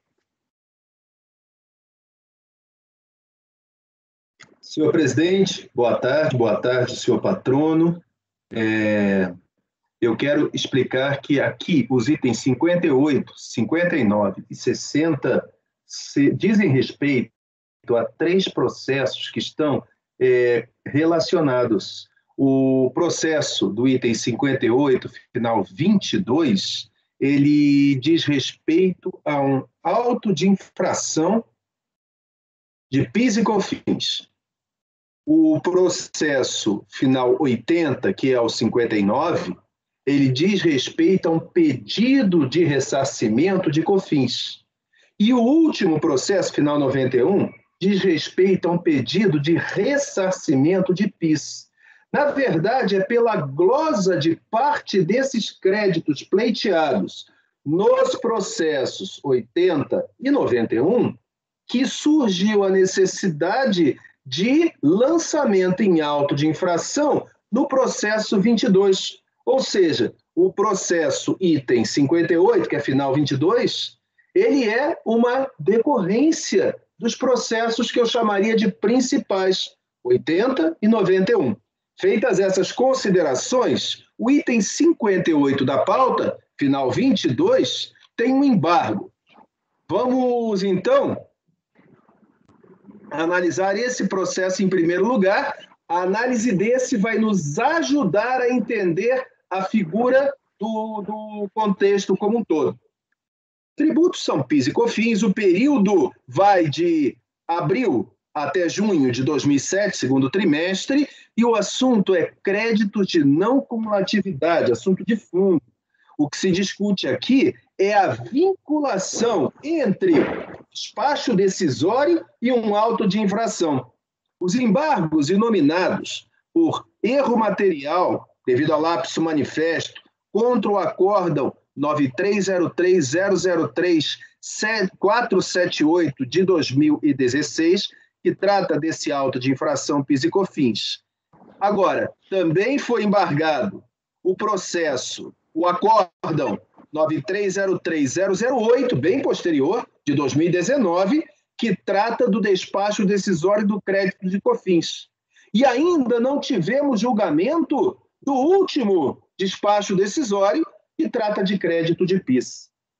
Bom, feitas essas considerações, espero ter sido claro, o procedimento de fiscalização foi o seguinte: pedido de ressarcimento de saldo credor de PIS e COFINS relativo ao segundo trimestre de 2007. Os despachos decisórios glosaram alguns créditos de PIS e COFINS em ambos os processos, COFINS final 80 e PIS final 91. Em decorrência da glosa dos créditos, aquilo que seria um saldo credor alegado passou a ser considerado pela autoridade administrativa um saldo devedor. Então, houve lançamento desse saldo devedor por não ter sido declarado nem recolhido em auto de infração de PIS e COFINS no terceiro processo, final 22, que é o que a gente está olhando agora. Bom, as decisões de primeira e segunda instância tiveram julgamento em conjunto, ou seja, até a segunda instância, os 3 processos tramitaram em conjunto e as decisões foram do relator Dr. Rosaldo Trevisan, então conselheiro. Bom, aí nós temos as decisões 3403-002-476 para o final 80, que é o despacho decisório da COFINS, 3403-002-474 para o final 91, que é o despacho decisório do PIS, e 3403-002-470 para o processo de final 22, que é esse decorrente relativo ao auto de infração de PIS e COFINS da rebarba do crédito que virou débito. Agora, em instância especial, por algum motivo, passamos a ter tramitação em separado e aí as decisões passaram a ser díspares. Primeiro, em relação ao crédito da COFINS, só tivemos julgamento em 2019. Nossa turma julgou e o acórdão é 9303-008-212. Com relação ao auto de infração de PIS e COFINS, que na verdade não podia ter sido julgado, no meu humilde entender, sem os principais terem sido julgados, porque o auto de infração só foi um auto de infração lançado depois que o saldo credor passou a ser considerado devedor, mas ele foi julgado e foi julgado lá em 2016. A decisão foi 9303-003-478. E o PIS ainda não foi julgado. Ou seja, julgamos auto de infração, que é decorrente de despachos decisórios, sem o julgamento de nem PIS, nem de COFINS. Depois, julgamos o principal sem fazer referência ao julgamento anterior. Bom, ocorre que essas decisões são incongruentes. Nós temos aqui 4 créditos, tá? Primeiro, embalagem de transporte, pallets, que no processo final 22, que é o auto de infração, ele foi indiretamente reconhecido para derrubar auto de infração. E que no processo principal, 2011-80, ele foi mantido a glosa. Já a energia de períodos anteriores foi reconhecida e foi reconhecida no julgamento de 2016 do processo do auto de infração e foi glosada no processo de 2019, que é do despacho decisório. O armazenamento também de períodos anteriores foi reconhecido no julgamento de 2016 do auto de infração e foi mantida a glosa no julgamento de 2019.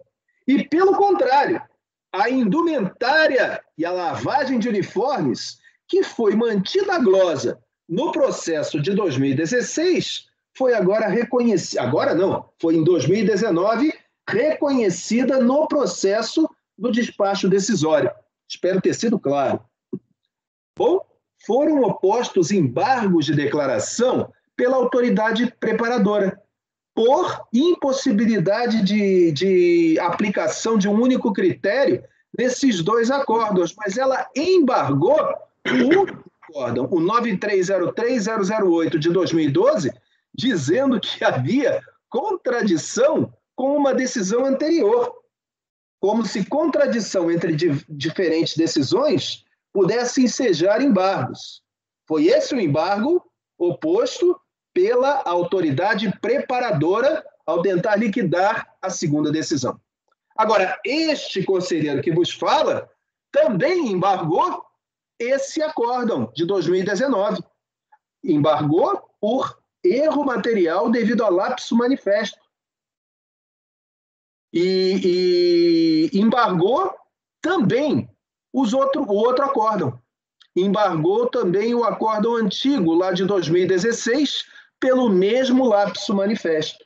Houve um lapso ao se colocar em pauta. Bom,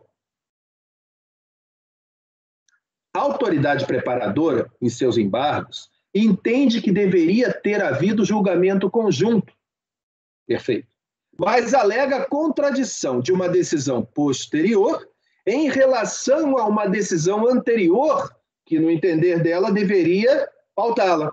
Sugere o critério temporal para a compatibilização das decisões. Requer ainda o julgamento em conjunto desse terceiro processo administrativo fiscal, final 91, que trata do PIS, para evitar problemas futuros. Esse é o embargo da autoridade preparadora. Agora, o conselheiro também embargou. O que o conselheiro diz? Reconhece que não houve julgamento conjunto, o que implica um lapso no entender do conselheiro, e entende que deveria ser discutido se o julgamento em separado deve ser retificado, e em devendo ser retificado, qual seria o critério adequado para a vinculação? Se seria o critério temporal, adequando uma decisão posterior à decisão anterior, ou se seria um critério sistemático, em que você visse qual das duas decisões é a principal e adequar o acessório ao principal.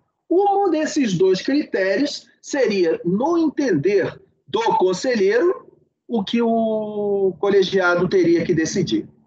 Bom, é esse o relatório, presidente. Eu peço desculpas por ter demorado no relatório, mas é uma das situações mais complicadas do ponto de vista processual que a gente podia ter. Espero ter sido claro.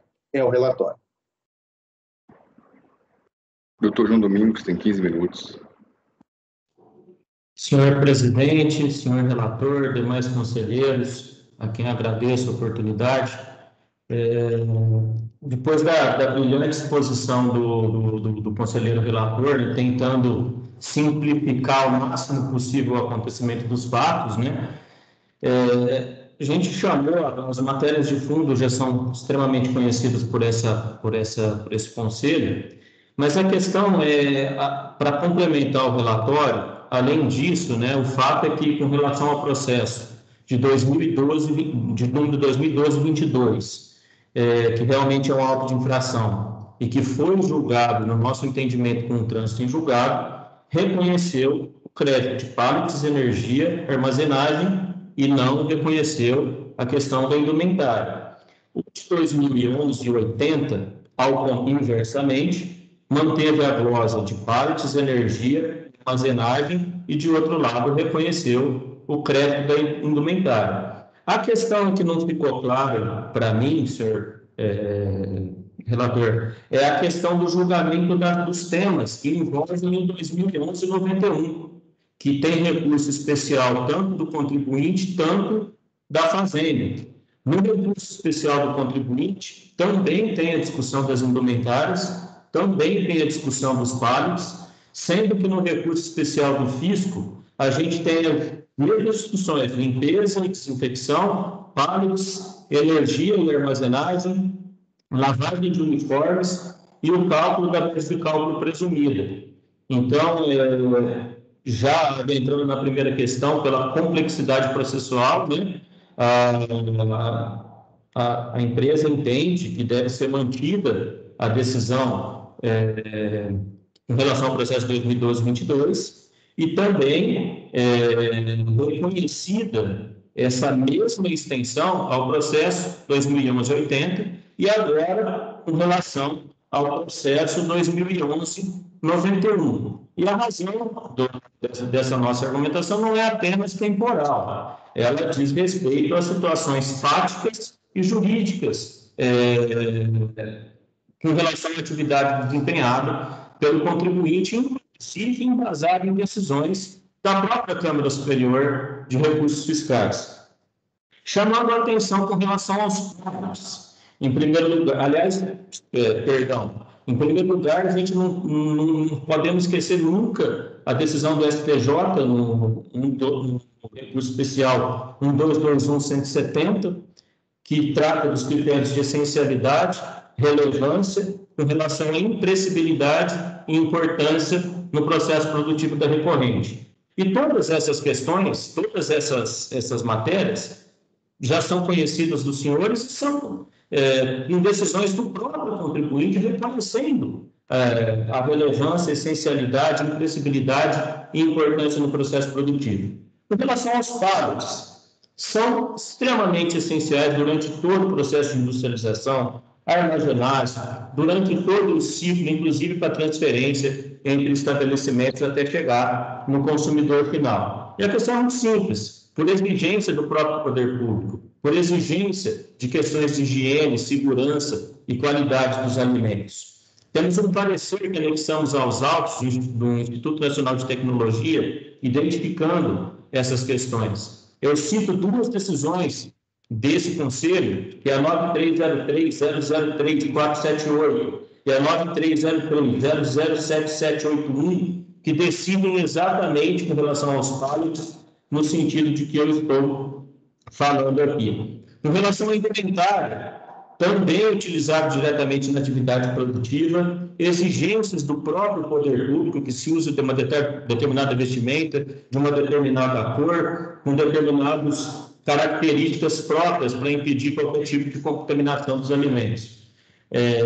E já entrando nas questões do fisco, né, que ele pede, de outro lado, que seja glosado, itens de higiene e limpeza. Novamente, a recorrente necessita se adequar a exigências do próprio poder público. Parecer da Anvisa 326/97.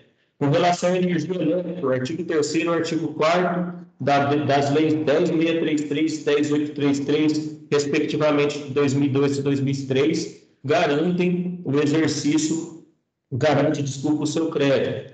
A mesma questão com relação à lavagem dos uniformes. São utilizados diretamente no processo produtivo, atendendo aos critérios de limpeza, segurança, higiene alimentar de um produto destinado ao consumo humano.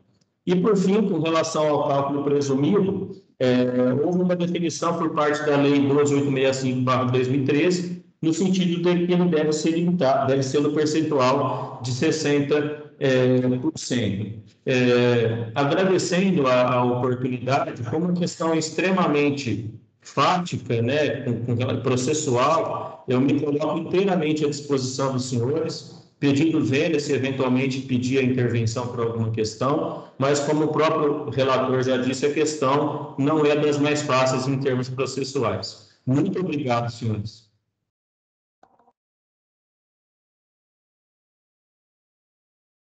Palavra o relator. Bem, presidente, eu estou iniciando pelo final de número 22, que é o processo de auto de infração, que foi julgado em 2016. Muito bem.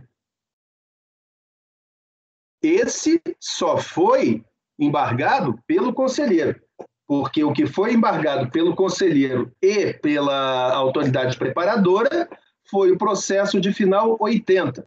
Já o de final 91 não foi embargado. Ele tem um recurso especial pendente de julgamento. A única coisa que se pede é para julgar junto. Eu trouxe junto. Bom?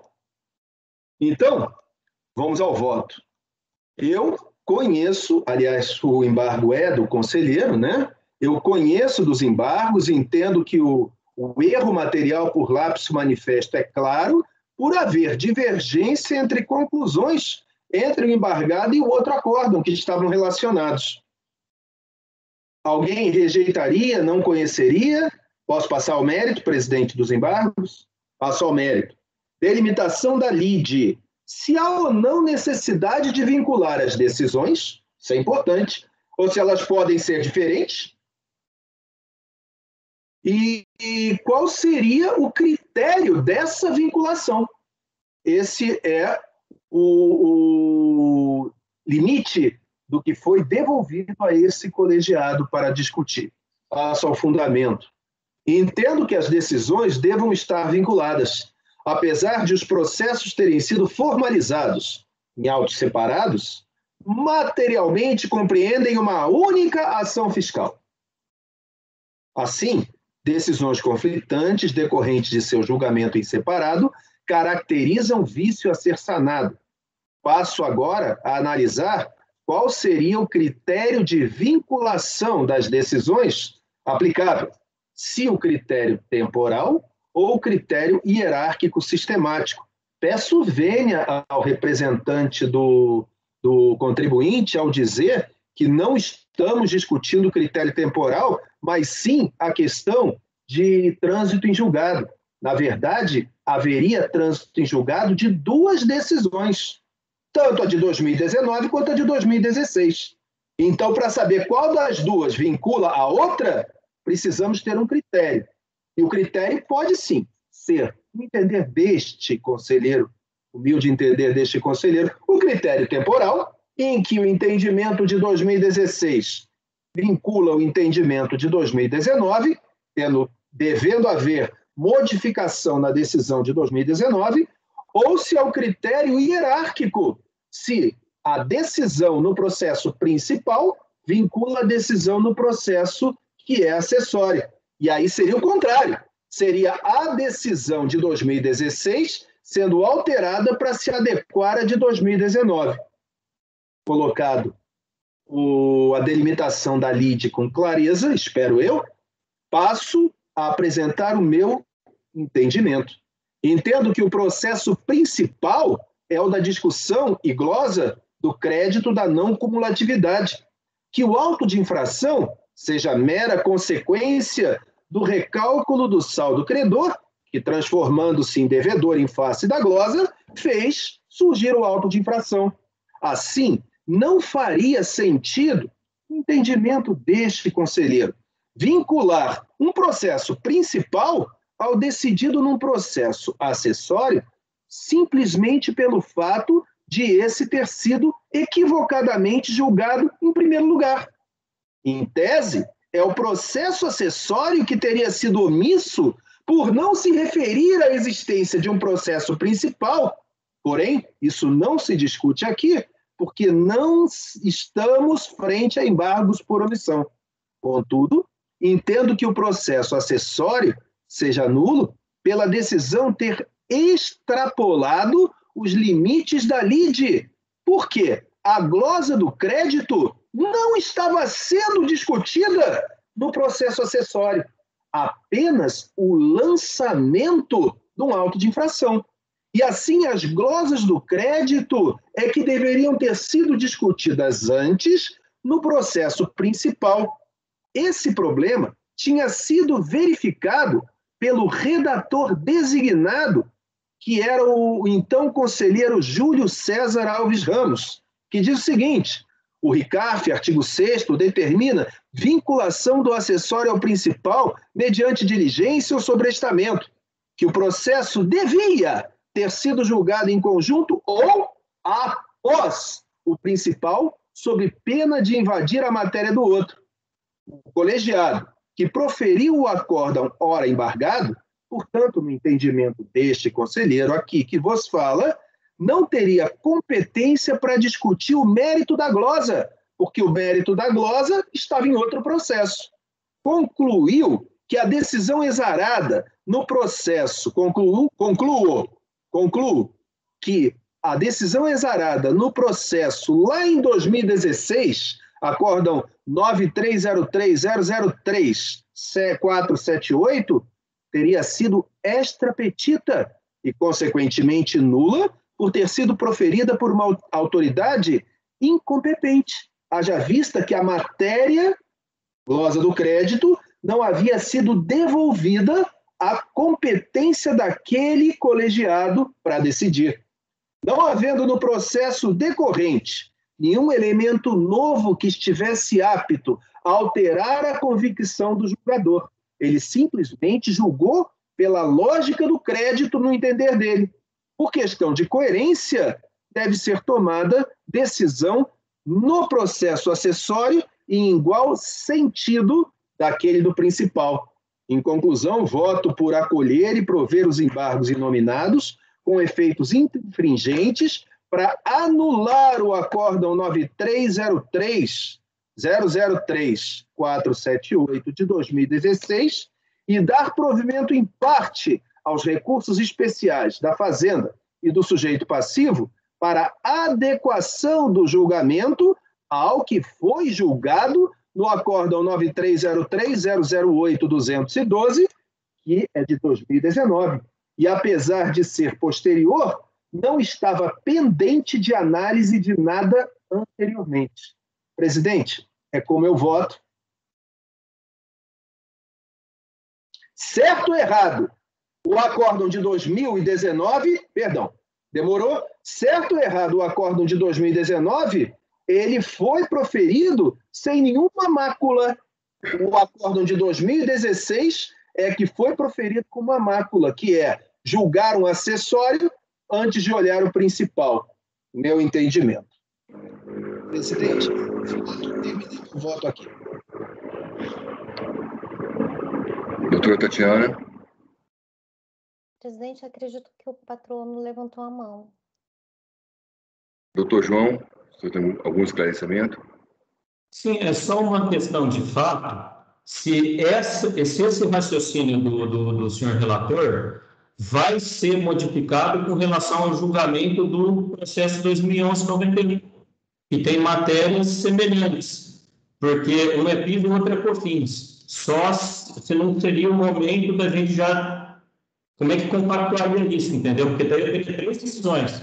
Se eventualmente a decisão com relação ao processo 2011-91 for diferente, pela atual composição dessa turma, como é que ficaria esse raciocínio? Doutor Luiz. Presidente, eu estou mantendo meu voto. Agora, dos 3, eu acho que fica claro o voto dos 3, porque agora eu expliquei tudo. Estou vinculando o julgamento de 2019 e o 2019, ele vincula o 2016 e também vai vincular o atual, em que pese... Perdão, seu celular.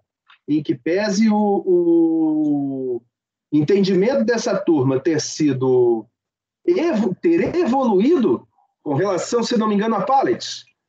Com relação a pallets, no restante não, que é questão de competência ou caixa, né? Mas a pallets teria uma possível diferença. Eu estou mantendo a coerência com aquilo que transitou em julgado, que não dependia de nada.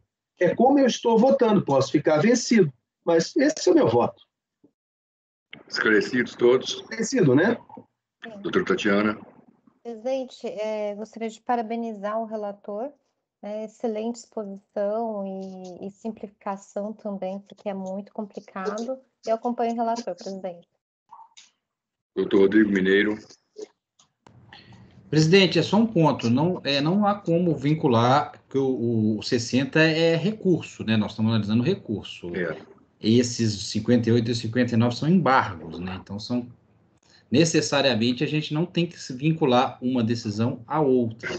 Aqui, o conselheiro relator está consertando, ainda que, infelizmente, né? Porque a gente está modificando uma decisão de 5 anos atrás, quase, né? Isso é muito triste, né? Com relação a uma estabilidade de decisões, né?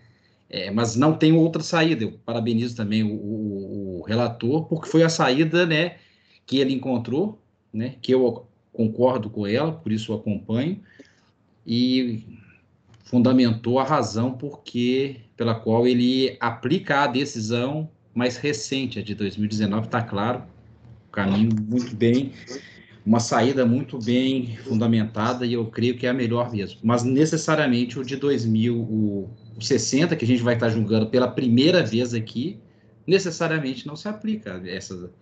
Um está vinculado à outra. A gente tem que enfrentar o caso. Então, nós só estamos julgando os 58 e os 59, né, presidente? Os 2 embargos, né? Por enquanto, só 58. Só 58. Pois não, doutor Luiz? Presidente, posso fazer um esclarecimento? Sim.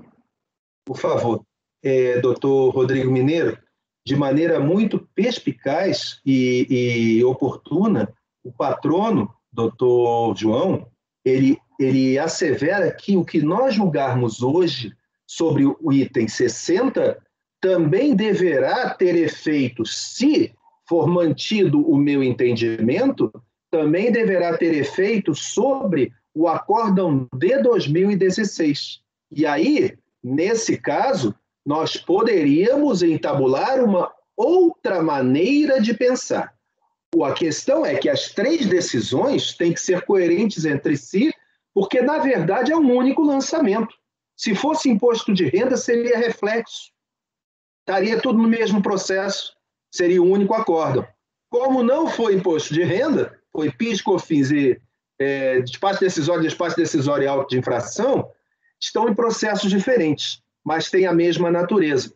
E aí, se nós achamos que o julgamento do item 60 pode ser não vinculado com os demais, aí nós teríamos que repensar a oportunidade, que não foi meu voto, estou apenas esclarecendo aqui as implicações os desdobramentos das nossas posturas. E aí, talvez seria necessário que a gente anulasse todos para julgar tudo em conjunto de uma vez.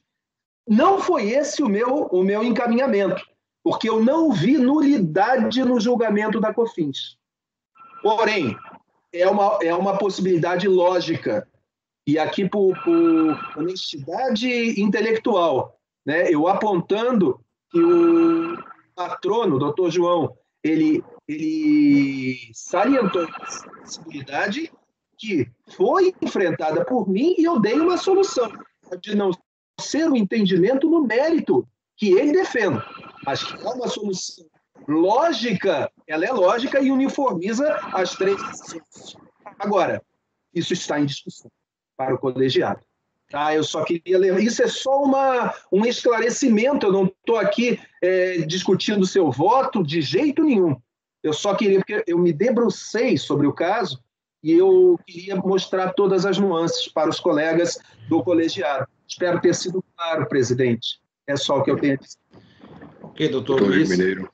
Presidente, eu não me sinto à vontade em julgar o 60 vinculando ao 59. Eu não sei do que se trata. Não, eu não participei Rodrigo, do julgamento. Realmente tem razão. Não tem como vincular no futuro. A composição é outra. Se houver algo diferente de 60, cabe ao interessado embargar.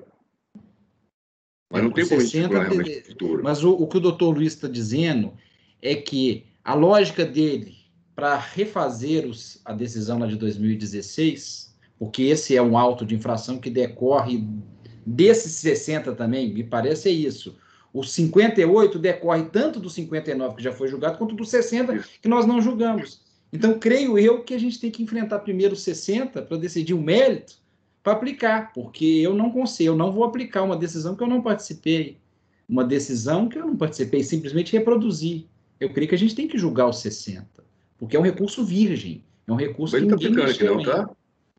Não, mas a lógica de você reproduzir o 58, o 58 ele depende do 59 e do 60. Não, mas 59 é uma lógica. É uma lógica que provavelmente vai se consolidar, mas pode não consolidar.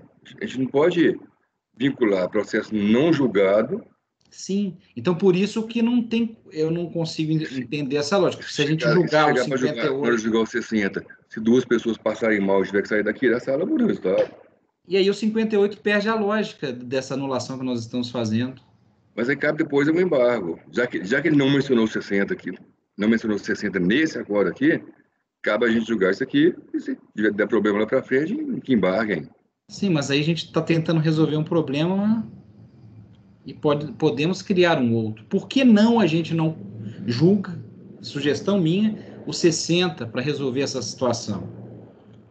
Porque a gente julga o 60, sim, aí vai estar o 60 resolvido e aplica o 58 no resultado do 60. Presidente? Enfim, se o relator achar que porventura, sim. Estou falando que não prejudica julgar esse primeiro. Pode dar problema.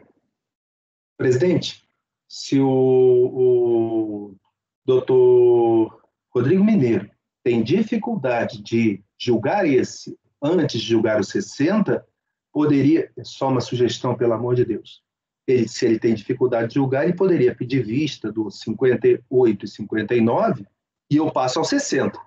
E aí, na sessão seguinte, nós vamos discutir o 58 e 59 sabendo qual foi o resultado do 60. Não poderia haver o julgamento conjunto, presidente e relator? Mas é que eu já coloquei o 58 em pauta, já foi, está sendo julgado. São embargos, né? Um já existe decisão, o outro não existe decisão. A gente pode retirar ele de pauta no meio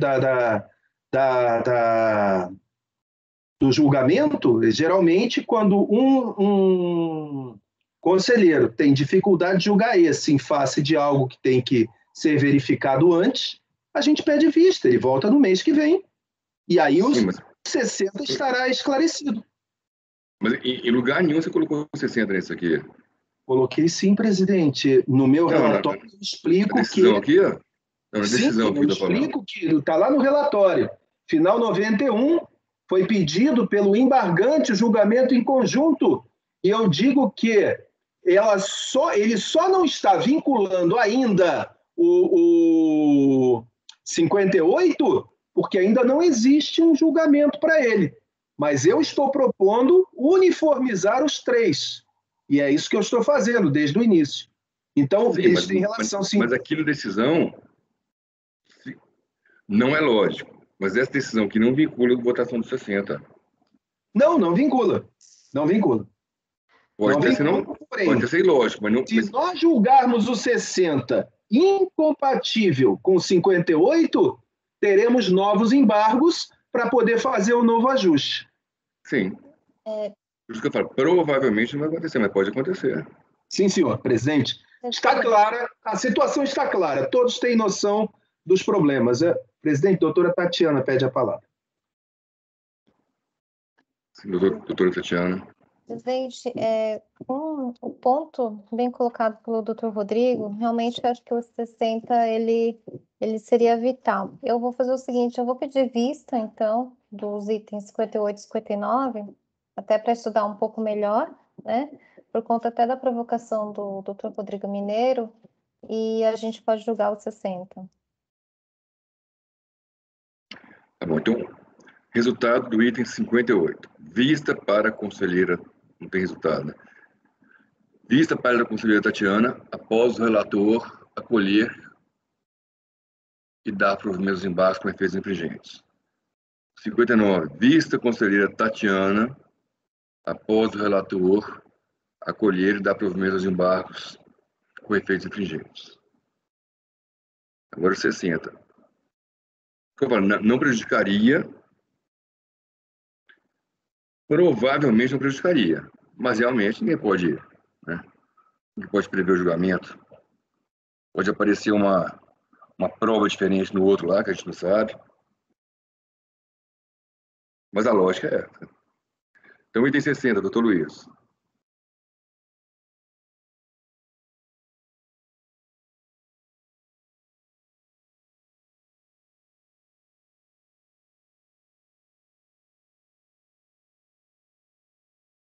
Luiz, está ouvindo? Tá sem microfone, senhor. Peço desculpas. Consegue me ouvir agora? Sim, agora sim. Perfeito. Presidente, então, no item 58, está com vista concedida à conselheira Tatiana e o relator acolheu e proveu os embargos com efeitos infringentes. Retornaremos na próxima sessão. No item 59 também. Não é igual, não é exatamente igual, é muito parecido, porque no item 59 nós temos dois embargos. O embargo do conselheiro e o embargo da autoridade preparadora, que é por contradição. A autoridade preparadora se equivocou ao afirmar que existe contradição entre duas decisões. Esse está com vista já.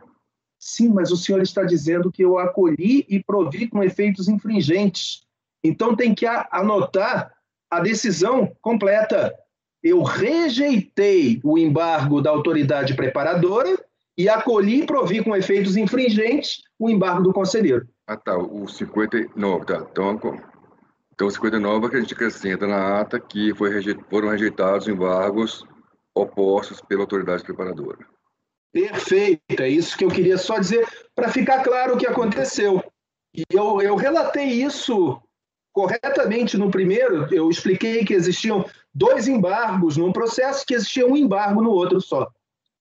Então, eu rejeitou os embargos da autoridade preparadora. Perfeito. Agora sim, nós temos conhecimento da situação e vamos enfrentar, como se fosse a primeira vez, o caso do item 60, em que nós temos a questão do PIS, que é idêntica. Luiz, o 60 parece que o voto que está aí é o outro, viu? Confere se é esse voto mesmo. Oh, meu Deus. O 60 parece que não é o 60. Perdão. Peço perdão, vou abrir aqui. Não, confere também se é isso mesmo. 60 não é desse número.